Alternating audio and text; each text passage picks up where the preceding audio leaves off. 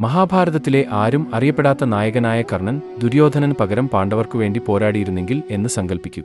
കഥ എങ്ങനെ മാറിയേനെ? കുന്തിയുടെ ആദ്യജാതനായതിനാൽ കർണൻ പാണ്ഡവന്മാരിൽ ഏറ്റവും മൂത്തവനായി. അവൻ അവരോടൊപ്പം ചേർന്നിരുന്നെങ്കിൽ അവർക്ക് ഒരു അതുല്യ യോദ്ധാവിനെ ലഭിക്കുമായിരുന്നു.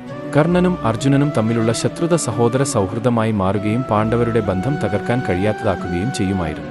ദുര്യോധനന്റെ ആത്മവിശ്വാസം കർണനെ വളരെയധികം ആശ്രയിച്ചിരുന്നു.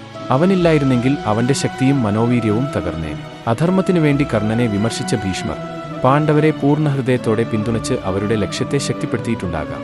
കർണന്റെ അതുല്യമായ അമ്പെയ്ത്ത് വൈദഗ്ധ്യവും അർജുനനും കൂടെയുണ്ടായിരുന്നെങ്കിൽ കുരുക്ഷേത്ര യുദ്ധം വളരെ നേരത്തെ അവസാനിക്കുമായിരുന്നു. കർണന്റെ ജ്ഞാനവും ധർമാധിഷ്ഠിത സ്വഭാവവും കൂടുതൽ സമാധാനപരമായ പരിഹാരങ്ങളിലേക്ക് നയിക്കാമായിരുന്നു. ഒരുപക്ഷേ യുദ്ധത്തിന്റെ വിനാശം കുറയ്ക്കാമായിരുന്നു. തെറ്റിദ്ധരിക്കപ്പെട്ട് മരിക്കുന്നതിനു പകരം കൗരവരെയും പാണ്ഡവരെയും ഒന്നിപ്പിക്കുന്ന ഒരു വീരനായകനായി കർണൻ ആഘോഷിക്കപ്പെടുമായിരുന്നു. കർണന്റെ വിശ്വസ്തത എല്ലാം മാറ്റിമറിച്ചു. നിങ്ങൾ എന്താണ് ചിന്തിക്കുന്നത്? അവൻ കൗരവർക്കു വേണ്ടി വിധിക്കപ്പെട്ടവനാണോ? അതോ ഇതായിരിക്കുമോ അവന്റെ യഥാർത്ഥ പാദം?